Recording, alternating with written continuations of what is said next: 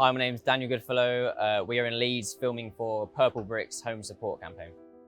I first met Lydia when I was at diving competitions because she was also a diver. She got to, junior international level. She did a junior world, junior European. So I've known Lydia since I was maybe, 8 years old. Personally being involved in the sport as well myself, I can relate to Dan. We can relate with each other. So, if he's having a bad day in the office, if he's not had the best competition, he can talk to me about that. I obviously know the diving terms as well from being in the sport. And I know as well when maybe he wants to be left alone after not having a good day, or again, giving him that support.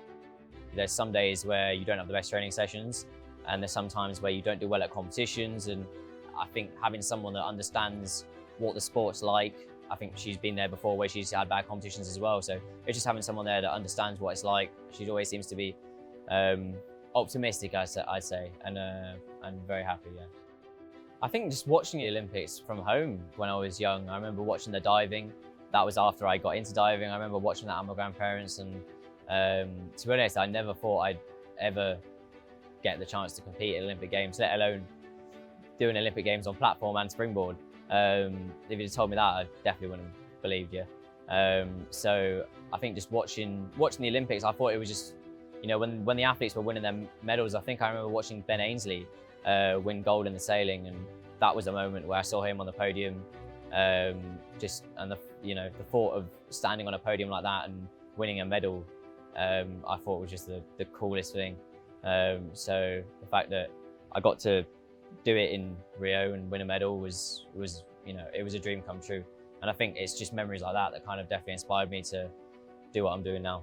To have people supporting you, to have, I know that the Olympics, especially in Britain, is just such a huge thing. I don't know any other nation that gets behind the athletes, I don't think, as much as our nation, which is great. And we do sport as British people, I think, for just the pure love of it, and we love watching sport as well.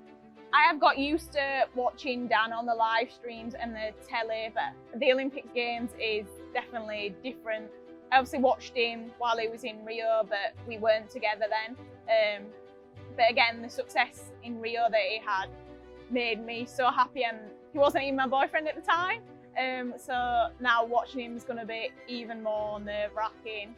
I'll be sat watching him from home. I've already booked it off work. So just to give that as much support as possible from your sofa, really.